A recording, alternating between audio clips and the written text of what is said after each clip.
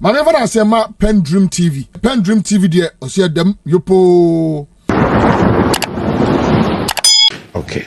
Now, it appears that some people are taking advantage, Honorable, of the situation that happened there, because I got a message from a banker. His name is Abraham Ferguson. And he says, in fact, I left the office. He's Edudzi's very close friend. In fact, he's one is the supreme leader, one is the director of FTs. You know? He says, in fact, I left the office at 6 p.m. and got home at 5 a.m. Meanwhile, the traffic was too much. So this man lives on the western side of Accra. And there's no traffic. You know, and he's situating himself inside there.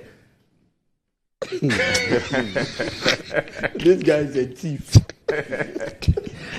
Ferguson. I'm even scandalized. I'll reach out to the wife. So it looks like there are some people who have told their families that they went to do a meeting on that side. So they were called, they came at 5 a.m.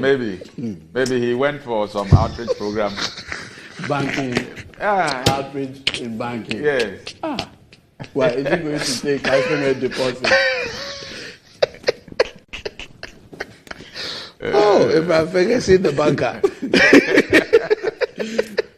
Oh, God. Anyway, so let's talk about the city. There are a few issues that have come up, and it's quite worrying now. Now, on the 9th of May, Bloomberg published that the Ghana cedi is in a record-breaking weakening cycle. Says the currency hasn't gained versus the dollar in the past 22 trading sessions, the longest streak according to data compiled by Bloomberg going back to 1994. The cedi traded 0.3% weaker at 13.9310 by 1 p.m. in London. It's declined 14% this year, a slump beaten only by currencies that have been devalued, including the Egyptian pound and Nigerian naira. The slide has been fueled by a slump in cocoa earnings, with exports dropping by nearly a third to $508 million in the first 2 months of the year due to adverse weather, disease, and fertilizer shortages. Despite a temporary surplus in 2023, Ghana's historical current account deficit is also resurfacing, signaling further challenges to the cedi. That's according to Gedgley Amosi, who's an emerging market strategist at Societe Generale. The cedi's forward curve calculation sees the currency breaching the record low of 14.6174 per dollar by the third quarter, ending the year at 15.98. FX forward pricing is calculated based on the spot rate and interest rate differentials between the two. Okay, so this was the Bloomberg report. Now, the Ghana Union of Traders Association, GUTA, has also issued a statement. And this statement was issued yesterday, I believe. No, in fact, it's today. Today, 14th of May. So this morning. Press statement. The depreciation of the cedi is creating a big mess for the business community. And the Ghana Union of Traders Association, GUTA, expresses deep frustration over the current depreciation of the cedi, which is creating a big mess for the business community, especially the trading sector. This seeming crisis, coupled with the ever-rising freight charges from Asia, are rendering the cost of doing business unbearable. The current state of affairs has far-reaching implications and has caused prices of goods and services to increase for the consuming public. The inflationary pressures resulting from the depreciating cedi have pushed the cost of goods through the roof, making it increasingly difficult for businesses to stay afloat. The purchasing power of the consuming public has also been affected, thereby reducing the turnover of businesses. Repayment of loans to the bank has become extremely difficult. The rising freight charges, compounded by customs duties benchmarked in dollars at the port, are crippling trade and commerce, leading to untold hardships for businesses and consumers alike. It has increased unpredictability of forecast of businesses. The value of credit purchases increases, thereby making it very difficult for traders to repay the goods bought from the overseas suppliers, leading to higher indebtedness to businesses.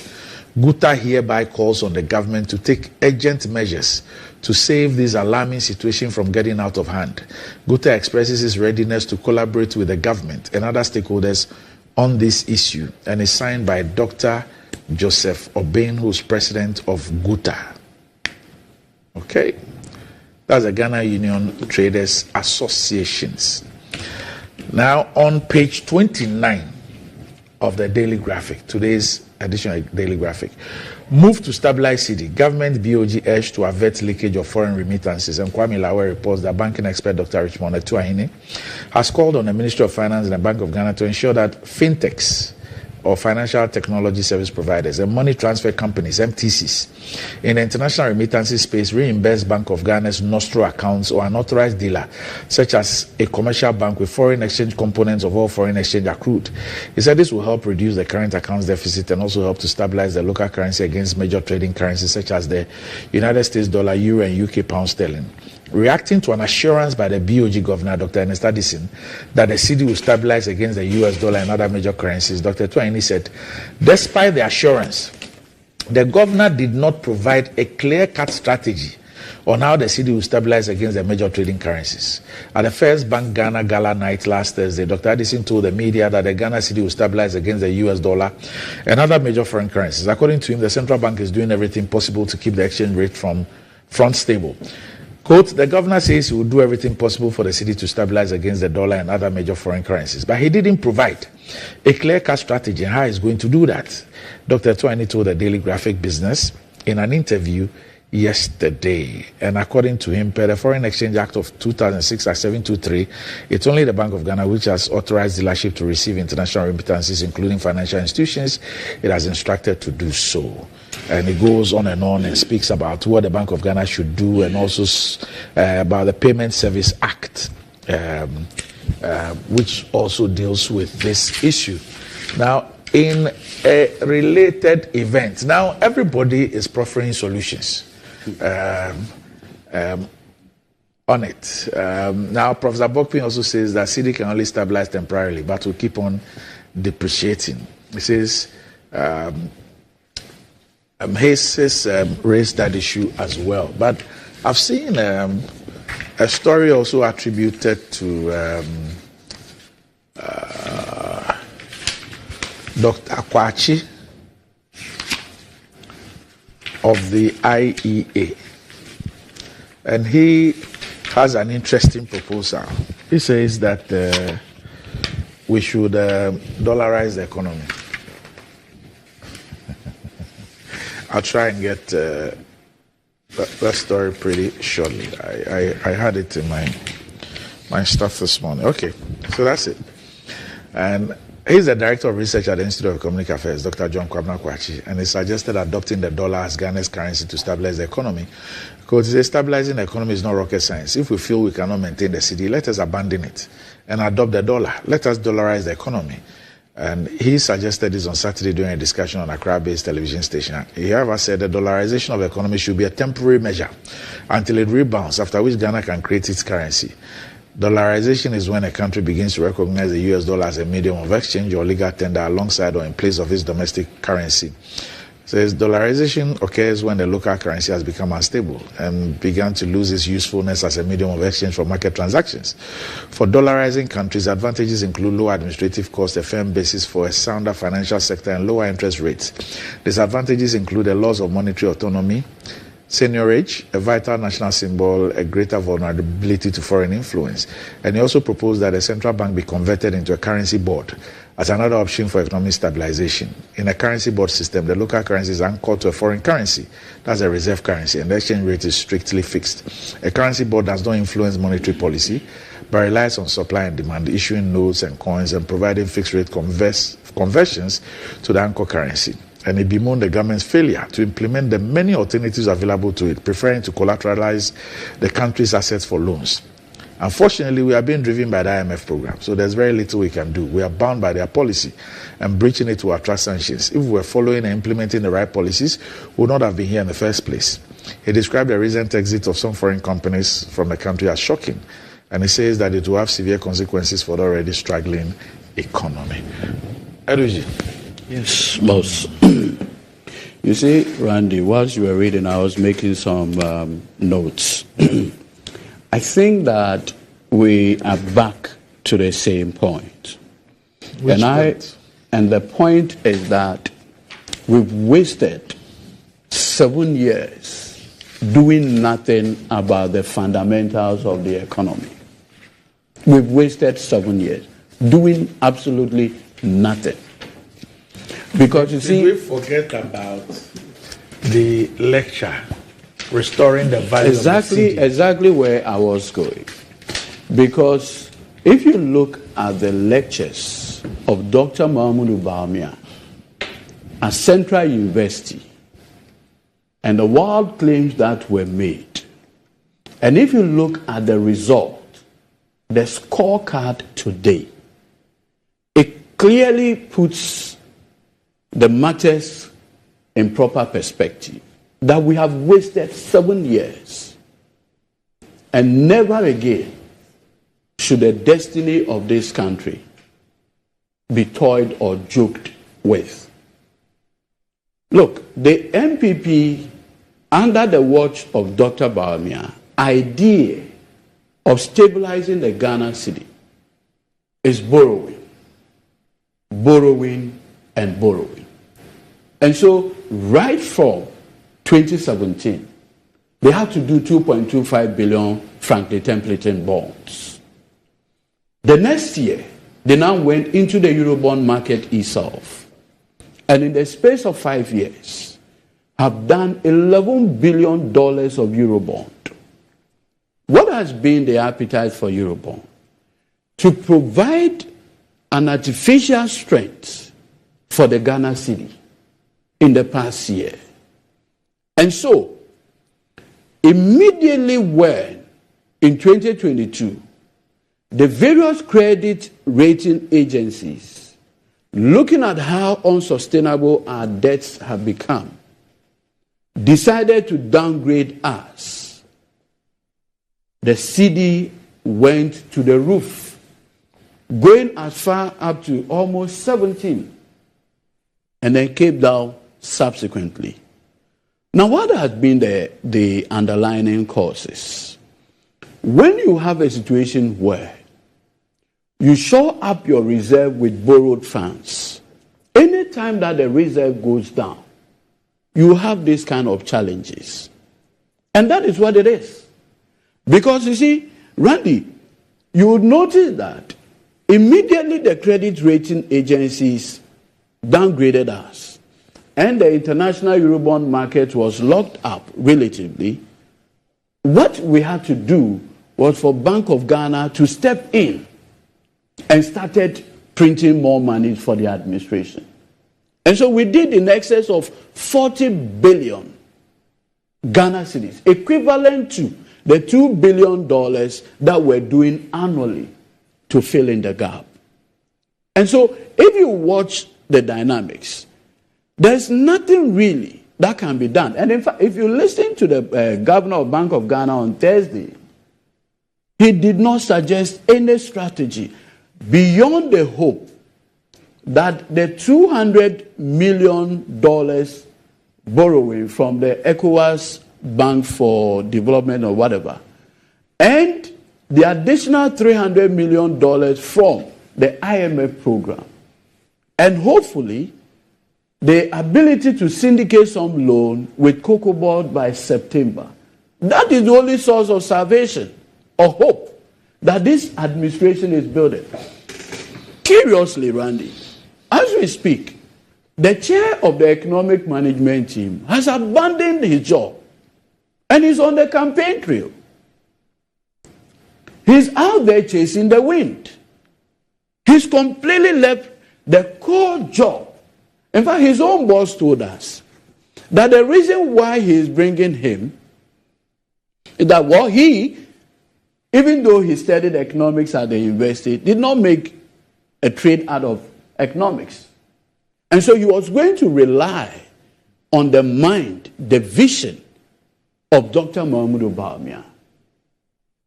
What has been the scorecard of Dr. Bawumia handling this economy in the past 7 years? It has been one problem with the economy after the other. As we speak, we are battling with inflation already. We are battling with high interest rates or lending rates in the banks. We are battling with high unemployment rates. Randy, not long ago, we saw 5 major multinationals leaving Ghana outside. And the analysis is very simple. If you are a multinational, and as of 2016, your revenue, total revenue was, say, maybe 10 million Ghana cedis. For that multinational, it gave them almost $2 million or more.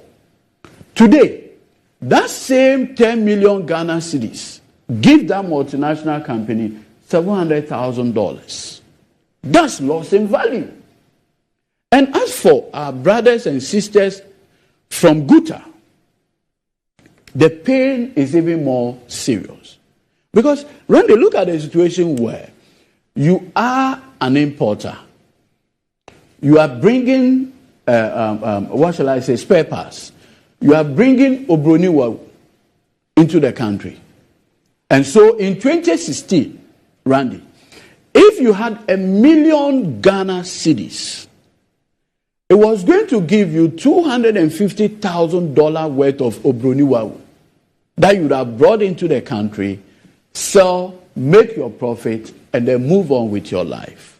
Now, because of the depreciation of the cedi, supervised by Dr. Mahmoud Bawumia, you have a situation where the same 1 million Ghana cedis can only buy $70,000 worth of Obroniwa.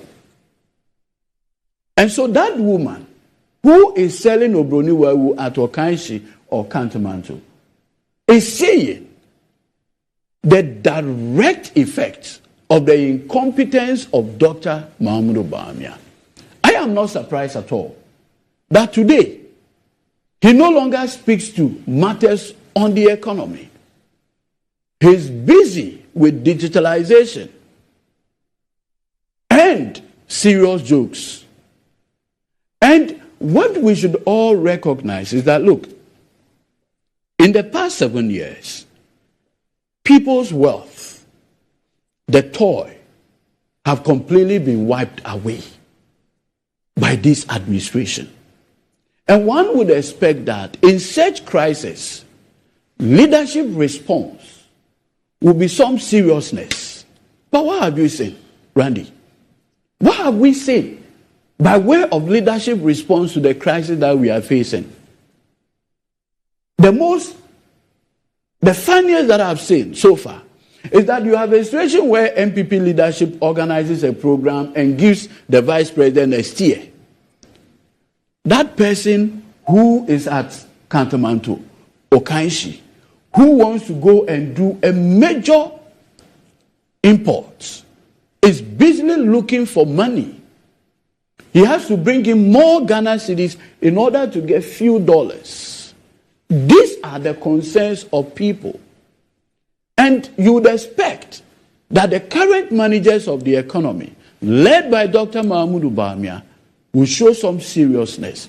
That exactly is not what we are saying.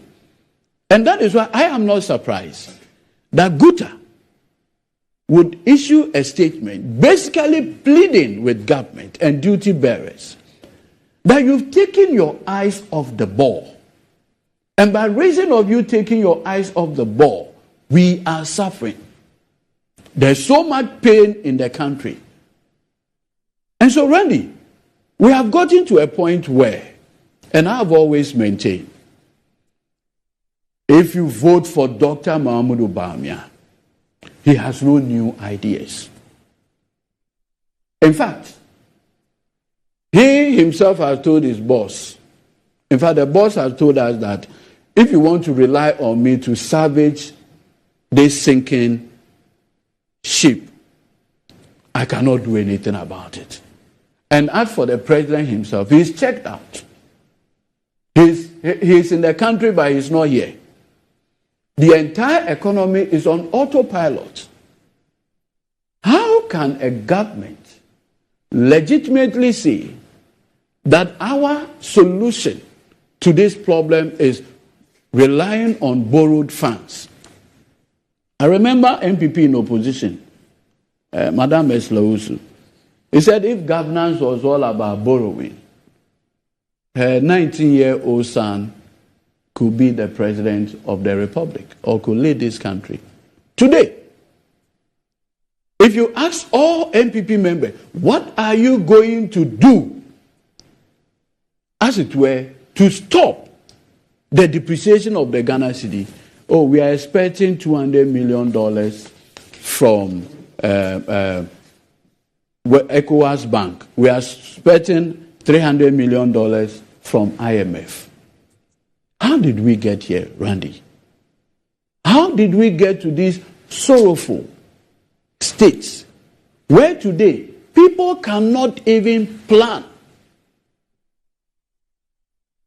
That brings to fore the campaign promise H.E. John Dramani Mahama made when he met GUTA, the Association of Importers and Exporters. And he makes the point that, listen, because of this rapid depreciation, you're unable to plan.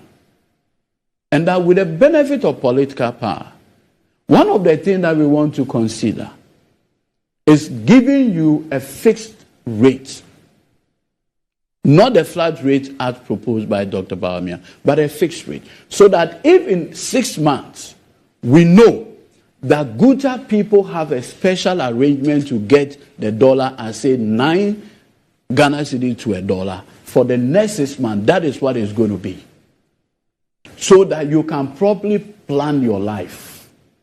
Because research shows that that is far better than the flat rate that is being proposed. So you have a situation where H.E. John Dramani Mahama is promising, Randy, that will give you a fixed rate for the purposes of planning, predictability in the next 6 months.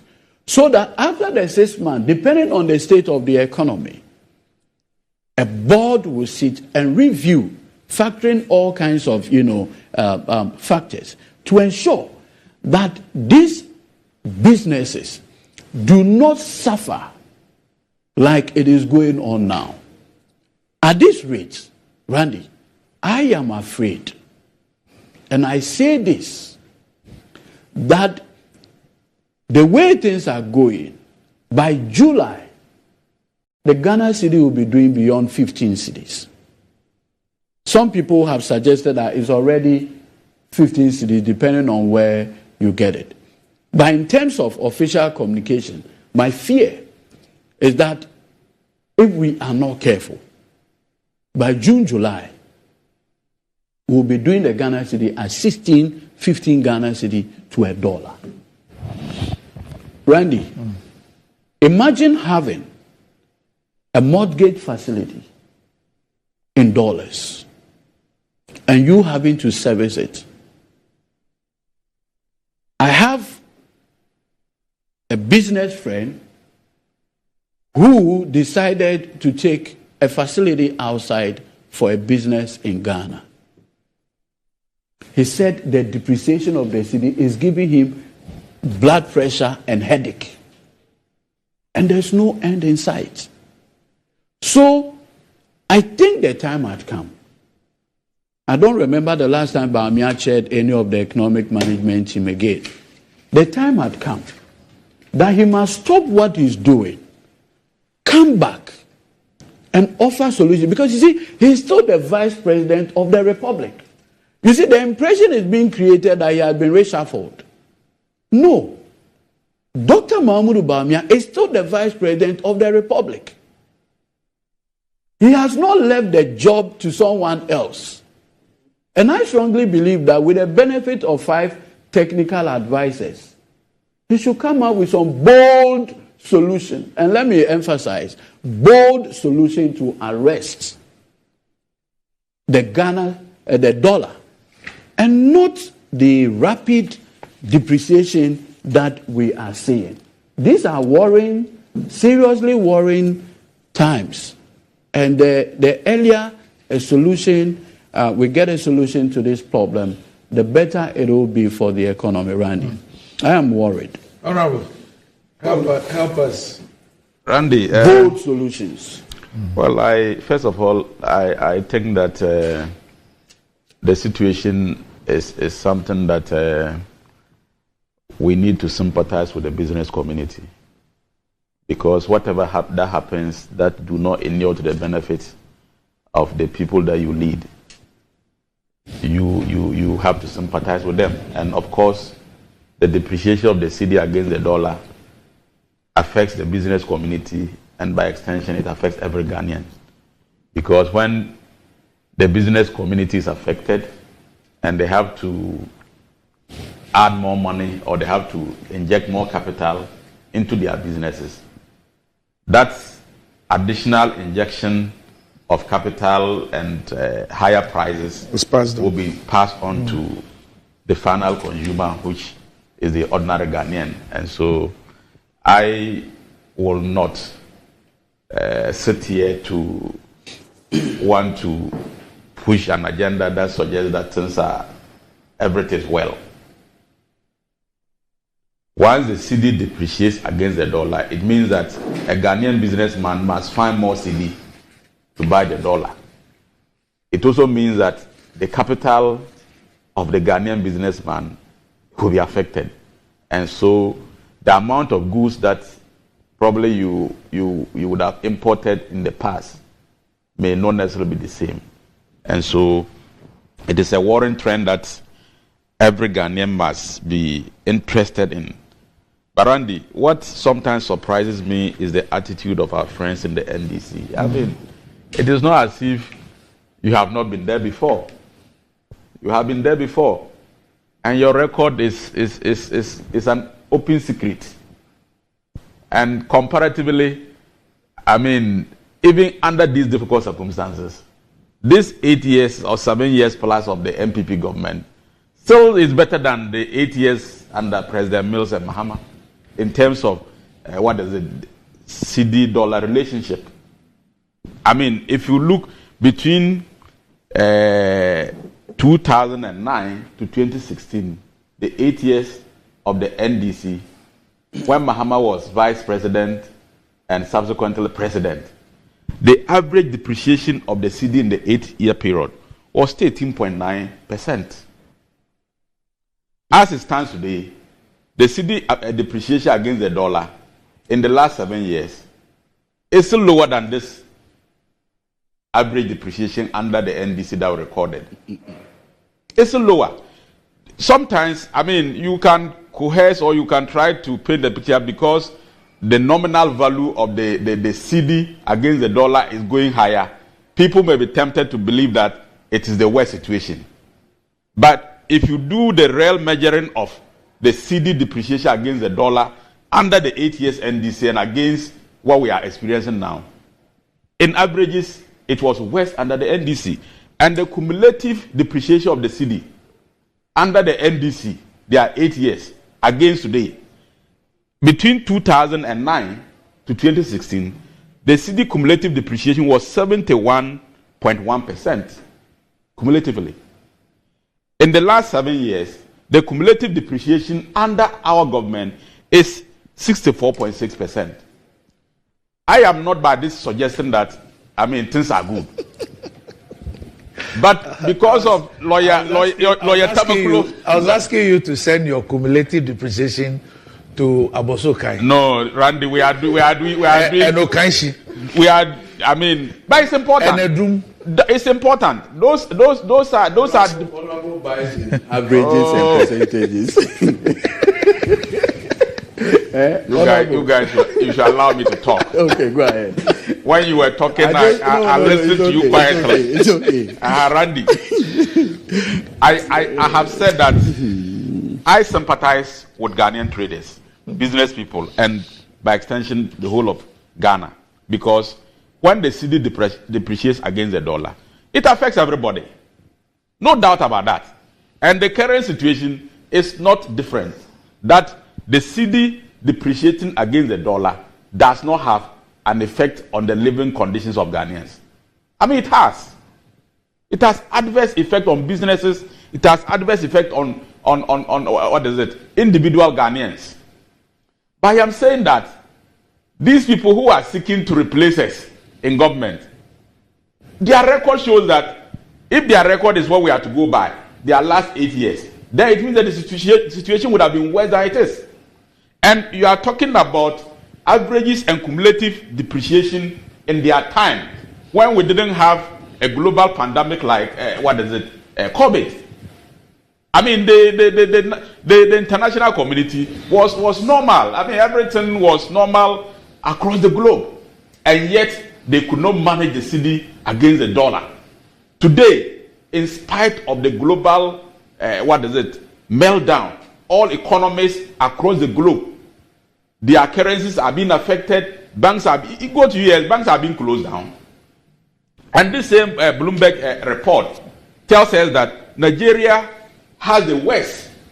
In fact, the naira has depreciated against the dollar by 55%. It's the worst. So Ghana, even in this situation, is still better than them. Today in Nigeria, $1 is to 1,600 naira. 1,600 naira to a dollar. Mm-hmm. In fact, Ghana is doing better than a lot of countries. Which that same countries? report that we are referring to. But the report mentions the countries. Yes, and Yes. I'm just telling you one of them. But the point, I'm just saying that Yes. Ghana is still doing better than other countries. And Randy, when we are discussing matters of this nature, let's look at the global situation. Ghana is not an island, and Ghana is not standing alone. Global effects have an impact on our economy, and that is why I'm saying that the NDC, with their worst record, did not even experience the kind of global challenges that we are experiencing today, yet they were worse. It means that if you replay NDC to today, they would have been doing worse. Even if you bring that record and put in place of MPP's record, it's worse. Which, by extension, even suggests that if they were confronted with the situation MPP government is confronted today, they would have been doing worse. Now, the truth of the matter is that Ghana was supposed to earn, we're expected to earn about $508 million from our cocoa earnings. And this drop certainly has affected our situation. If you also look at the reports, they have suggested that for Ghana and Zambia, this is a quote, delays in reaching a debt restructuring agreement with private creditors is likely weighing on capital flow. This is part of the report. Yes. Yes, so because currently, But who's responsible for that? the government is responsible. Yeah. But of course, it means that when this matter is resolved, I'm just trying to let you know that the situation will improve. It is not the best as we expect, but it will improve when this major hurdle is crossed. My brother, Lawyer Tamaklo, will not admit to this, or he will not point to these facts as indicated in the report. Which facts? Yeah, this is, I mean, if I have quoted something, Ghana and Zambia, this is a quote from the report. For Ghana and Zambia, the delays with reaching a debt restructuring agreement with private creditors, which you are well aware of, is likely weighing on capital. And once there is the capital flow is affected, of course, there will be pressure and there will be speculation. Are you aware that the flip side of what you just read is the fact that you are not servicing your external debt? The thing that you have not reached an agreement on, you have also not been servicing from November 2022. That is not the subject we are discussing. How is it not? No. We are talking about depreciation of the cedi, and I'm telling you one of the reasons, a reason that has been stated by even the people who have come out with the report. I'm surprised that you think they are not related. You are talking about the fact that we have not reached an agreement with our external creditors, not so. As a reason. Yes. And I'm just telling you. I am not saying it. That is what the report is saying. No problem. but you decided to rely on it. Yes. And I'm also asking Approbate you and reprobate. whether you appreciate, I am not. Chief, I am not. Chief, whether you appreciate the flip side, that this same lack of agreement, what it also means is that from November 2022, a critical component of your forex expenditure, which is the service of your external debt, has not been happening. And I'm saying that it's a what is it? I am telling you the reason why, as pointed out in the report, why we are experiencing what we are experiencing now. I mean, that is what you are saying is a fact, but I mean, for me, it's not related to the point I'm making. The point I am making is that there is a reason why we are where we are, and that has been stated in the report, which I have quoted. And you don't dispute that. Yes. That is a reason. I have also given a second reason, that the drop in our cocoa earnings by $508 million has also affected our situation. I'm just trying to let you know some of the reasons that have accounted for this situation. So one of the reasons is the drop in commodity prices. Not so. Yes. What you read. Yes. Okay. So are you aware that Randy, I think you should allow me to. You allow my colleague to make his submission. I like to learn from. I like to learn from. He was making inaccurate statements, but you didn't. But you have. No. Assume that, Honorable. You see, when assume that when you have a platform like this, and you allow one to flow the way he wanted with the interjection, and then the other person is being interjected, it affects the flow of the person. So Honorable. So I think that you allow me to make my submission. Because at the end of the day, I've heard you. Hold on. At the end of the day, Yes. the discussion we are having here, Yes. it's not for the purposes of the three of us here. People are listening to us. Yes. They will make their own interpretations. They will accept some of my views or disagree with some. They will accept some of his. Yes. So you should allow, just as you allow him to flow, allow me to also have my take. So Honorable, I hear all what you have said.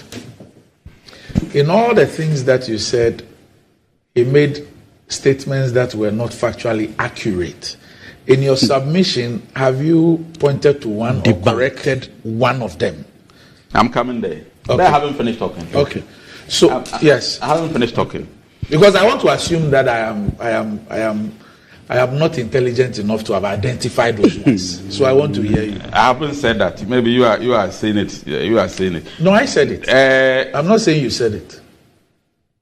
My friend said that the 7 years of MPP has been a wasted one. Is that right? Is it?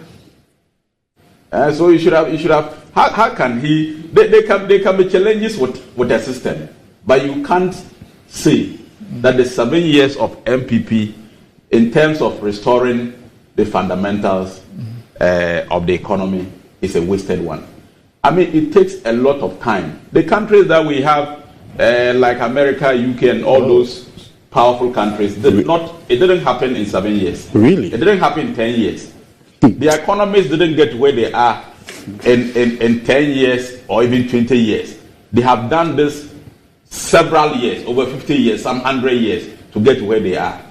And so it may not take a government to change the fundamentals of an economy in 7 years.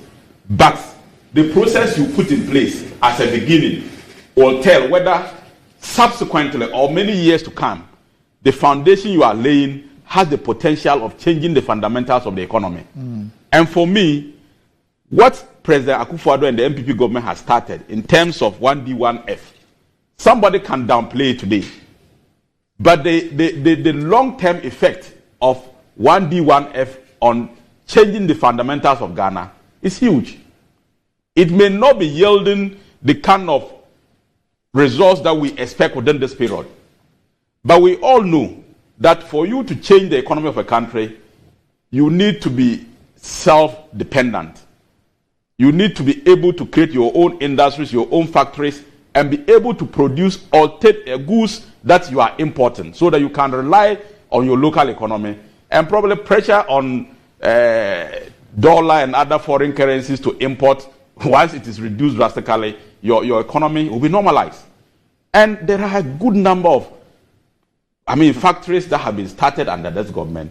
It is the step to correcting the fundamental mistakes that we have in our economy. What has been the impact of those factories? And that is why I am saying that the impact may not be felt hugely today, but it is the process to leading to correcting that fundamental challenge that we have. And the truth is that there are numerous factories that have been started. People have been employed in those factories. They have started producing various items and supporting the local economy. But it is not to the extent to stop the level of importation that we have. But my belief is that with these processes in place and with time, if we are able to maintain and expand these 1D1 projects that have been started, that is the way to correct the fundamental challenges in our economy. For anybody to say that in the last 7 years, nothing has been done. My only difficulty, Honorable, is that I keep asking this question all the time when this issue of 1D1F comes up. And I always like it to be supported with data. If it is import substitution, what is it? Is it 0.5%? Is it 1% in area A or area B? Such that we know that we are on course.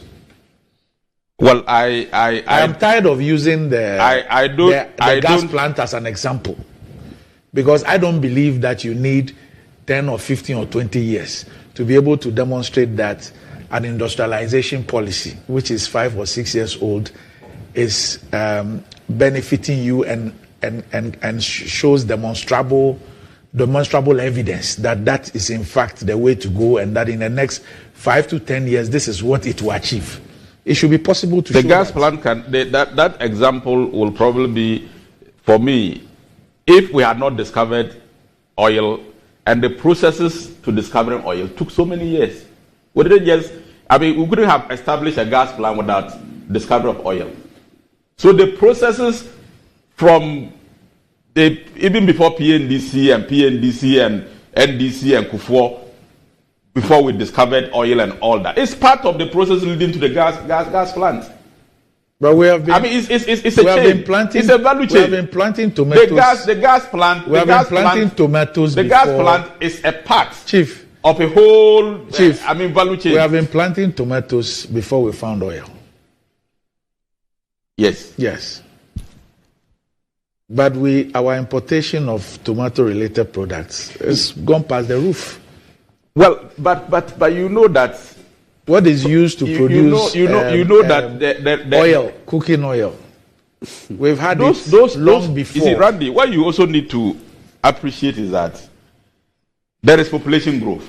The numbers we had 10, 20 years ago is not the same. So just as you are striving to locally produce, because of growth in population, probably you will still not meet the demands and you have to keep importing. I will always admit that the pace at which we are industrializing is slow. The pace at which the 1D1F is supposed to flow to change our economy is slow. But the fact also still remains that whole concept and what has been started is the surest way to changing the economic fundamentals. We may disagree with the processes, we may disagree with the pace of how things are going, but it is the surest way. And you mentioned tomatoes. There is a factory that is producing, but probably the quantities that are being churned out are still low. And so we need expansion of those 1D1F projects, and we have to build on it. And I will not shy away from the fact that probably we could have done better, or we could have gone at a faster pace than we have done. But I will insist that the way to changing our fundamental situation is the 1D1F. People can disagree with the mode of implementation, the concept itself. You can disagree with those things, but that is the solution to our problems. Until we are able to industrialize various sectors of our economy, so that we can produce consume what we produce locally, and reduce drastically what we import, our economy will always be at the behest of foreign economies. That is something we can't run away from. So for my friend to suggest that 7 wasted years, I mean, why do we want to celebrate people after they are dead? You can accept that something is being done, but probably you don't agree with the pace. I mean, or you think you could have done better. I don't have a problem with that. But to say that 7 wasted years, when you know there is 1D, 1F projects all over, some existing companies have been supported and they are doing better than they were doing. Some new ones have been set up and they are working. Is there not a tiles factory set up under 1D, 1F? Is it not working? Which one? Tiles. They produce tiles in Ghana. Which one? I think it's the a one in the region. Western region. Yes. But that company was not set up under 1D, 1F. Well, If you claim look. Kelechi will be so angry. Well, the concept, I have said that the concept of 1D, 1F is to support existing factories to grow and to also create new ones. So whether it is supporting an existing one or establishing a new one, the concept is that we have to industrialize so that we can grow, so that we can become self-reliant. And that effort has been started. I don't have problem with my friend and his party disagrees at the pace or at the concept, but even they, by mistake, even have the power to govern Ghana. The way forward is industrialization. The way forward is the setting up factories and industries. That is the only way we can become a self-reliant. Until we are able to rely on our own resources, we cannot do much. Now, you see, Randy, I always have a problem when these people, they have the opportunity, and all what they do is to be attacking Dr. Bawumia, calling him a liar and saying all kinds of. If it is about promises and not fulfilling, that makes you a liar, and that makes you ineligible to become a president, then President Mahama is worse off. Go and look at 2013 manifesto of the NDC. Bawumia is not president, or he's vice president, he's part of somebody. And you think that some of the statements that he made, which have not been fulfilled or which have been defeated, means that he's a liar and he cannot be president. Then President Mahama, who became a president on a manifesto Ghanaians accepted and voted for him, many of which he couldn't fulfill, does not even deserve to come close. President Mahama told us that he was going to construct a railway line from Accra through Tuwa to Hamele, so that we could export and all those things. In the 2013 manifesto of the NDC, 2012, did he do it? He said he was going to build 10 new teacher training colleges. Did he do it? He said he was going to introduce MP's development fund to replace MP's common fund. He didn't do it. He said he was going to build offices in all the 230 constituencies then for MPs. He did so many of them. These are things contained in the NDC 2012 manifesto upon which Ghanaians elected President Mahama as president. So if there's any lying person, if there's anybody who tells lies, if there's any Ghanaian politician who has unfulfilled promises, President Mahama is number one. These are major promises. He said he was going to pay assembly members. It's all contained in NDC manifesto. And right, I can count them. If you want, I'll open and read them to you. Things contained in 2012 NDC manifesto upon which Ghanaians elected Mahama as president of Ghana. He became president for 4 years, and most of them, he didn't even start. You mean 2016? No, I'm talking about 2012. Okay. 2012 manifesto of the NDC. Okay. These things I'm mentioning, railway from Accra to Hamele, is 2012 manifesto of the NDC. 10 colleges of education, I'm sure that at that time, the 10 regions, each one will get one. Not one was started. He was going to replace MP's common fund with MP's development fund. It's in their manifesto. He was going to pay assembly members. He was going to elect, MMDCs. He was going to put a cap on the number of Supreme Court judges. All those things are contained in the 2012 manifesto of the NDC. He became president. He had that manifesto. He didn't even touch any of them. You see, I don't have problem if Bawumia has said something that turns out to not to be the case. You can criticize him. But the way our NDC friends goes trying to describe Bawumia as a liar, as somebody who is deceptive, as somebody who cannot be trusted. I mean, if it is about unfulfilled promises of politicians, like I said, maybe we may have to do a comparative analysis of Mahama against Dr. Bawumia. And in this case, we are even doing it as Bawumia as vice president, Mahama as president. And so if that is the basis on which Ghanaians should elect a president, I can tell you that Mahama is worse and should not even come near becoming president of Ghana again. Because those lies and those deceptive promises, they are bound. And I've just mentioned some of them. And you can check. If I'm telling lies, 2012 manifesto of the NDC. He said he will pay assembly members. Did he pay them? So let's do an issue-based campaign and discussion and not try to insult or undermine people like the way the NDC tried to do to Dr. Bawumia. It's not right. You can disagree, but don't insult, don't undermine. All right. Okay. We don't have time, so we'll just do 3 minutes each, Okay. and then we'll leave. So you see, Randy, I think I always believe that if you are telling the truth, you are never afraid of interrogation. Okay. So that no matter what, if people want to interrogate the numbers, you should be comfortable with that. Strangely, this morning, the Honorable MP now talks about global, and I've always advised the NPP, stop globalizing your incompetence. You've just been damn incompetent, and that is what you are.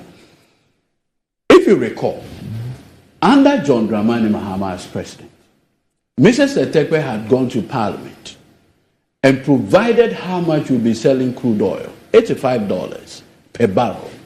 Within the space of 2 months, commodity prices had fallen to the point that we're selling a barrel for $40. That was more than 50% drop. Do you know what that is called? It is called exogenous factors.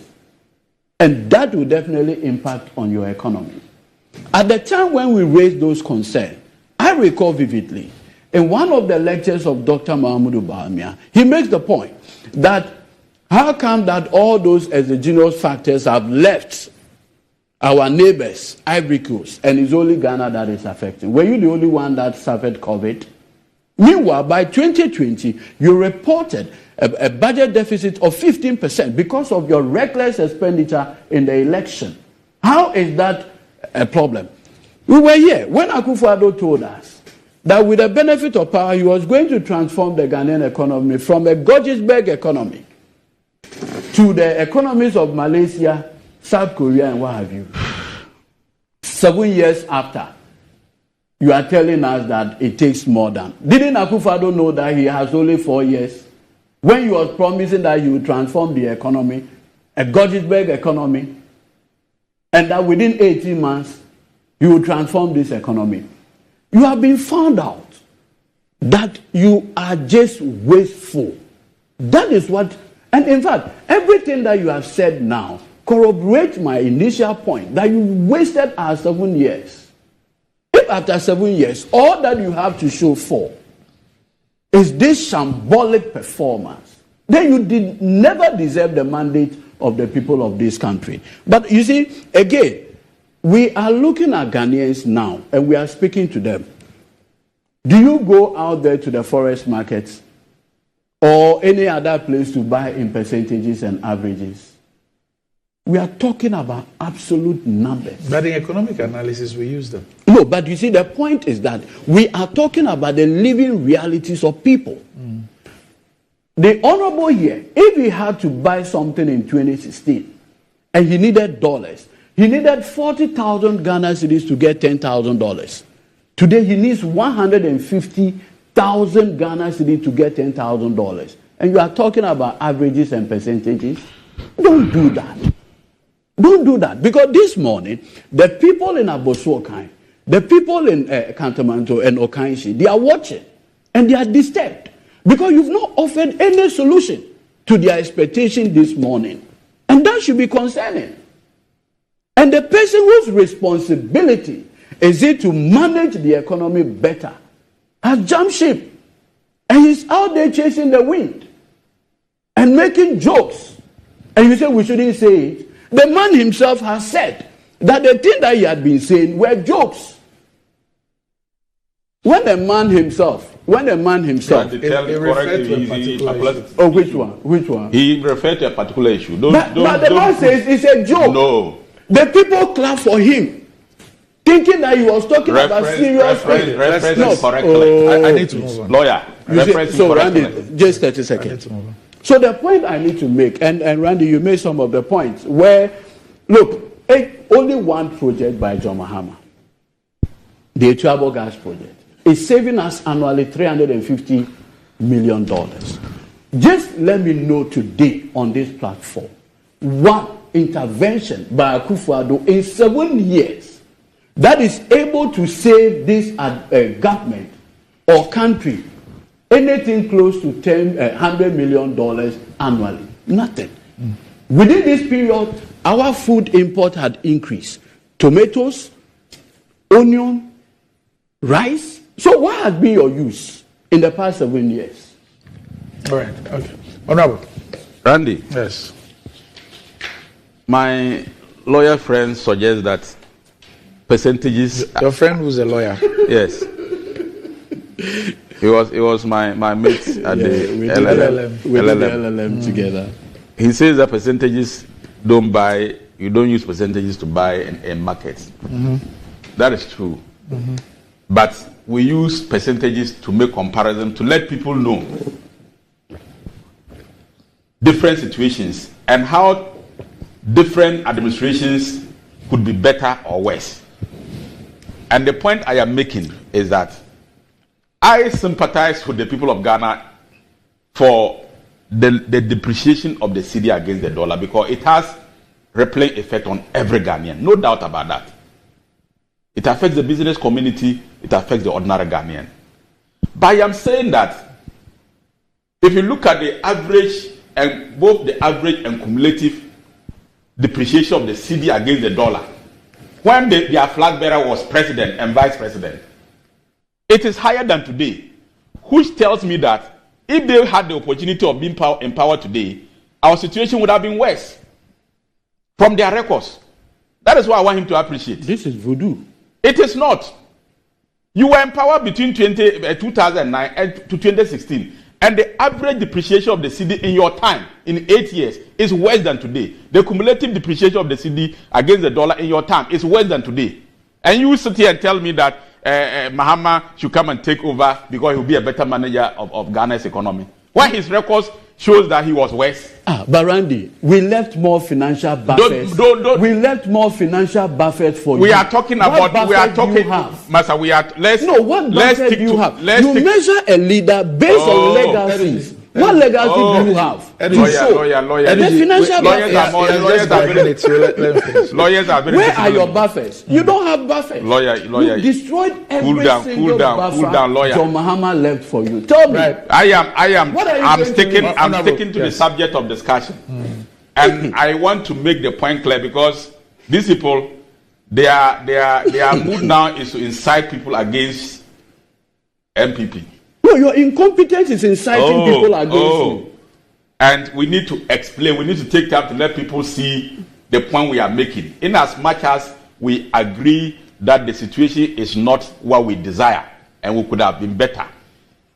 But we are also making the point that in spite of the fact that things are difficult, these people are not an alternative, because their record in 8 years, if you are talking about cedi depreciation against the dollar, their record on average and cumulative depreciation is worse than what we are experiencing now. So I'm just saying that if they had the benefit of being government today, they would have been worse off based on their record. I'm not saying that we buy goods in the market with percentages, no, but it is a measure to determine what it was in the past, what it is in the present, and what it will be in the future. So the fact that your record shows that you had it wrong and you were worse than today, you can't convince me or any Ghanaian that you'll be better if you are given the opportunity to rule. Have you seen? Because the evidence is clear that you were worse off. Honorable, have you seen that this morning? President Mahama, you've not offered any hope for the Abosoka trader who is watching you this morning. You have not. Even the report itself has mentioned where the issue is. So, as part of the solution is to resolve it. And the finance minister is working on it. Resolve what? They say for Ghana and Zambia, the delays with reaching debt restructuring agreement with private creditors is weighing down our capital flow. So it means that one of the measures to resolve this current situation is to make sure that we come into an agreement with the private creditors, and our capital inflow will increase. And once it increases, the pressure on the dollar will reduce. And so there is a solution. Once they tell you what the problem is, the problem, when you turn it, the problem is to be turned to solution. So I believe that. So you really believe that the agreement with the creditors is one of the factors. There are other factors, of course. I told you about the reduction in our earnings and what is cocoa this time. It's also a factor. So I'm sure that the finance minister and the Bank of Ghana are taking steps to find solutions. What is the state of the Kuala Dam? Kuala Dam, you know, is contained in the NDC 2012 manifesto. Please. That you constructed. Look, you see, that's the problem they have. You carried the Nairi. That's the problem you have. The overlord of Mampus. Randy. You carry the Naira. We have to go. Unfortunately, you promised it in your manifesto. Unfortunately, for 4 years you couldn't start anything. Oh my goodness. We have at least started something. You've started what? You with $11 million, you've started what? Honorable. Let them give you the details. We need the details to understand. You know how projects are implemented.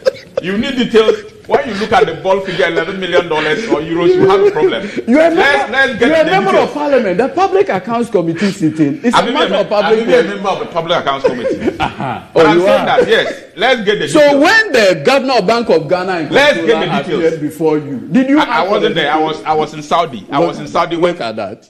But I'm a member of the Public Accounts Committee. But you see, they just mentioned a ball figure. Let's get government to produce how that money has been expended. You are a member of the committee. What should be doing that?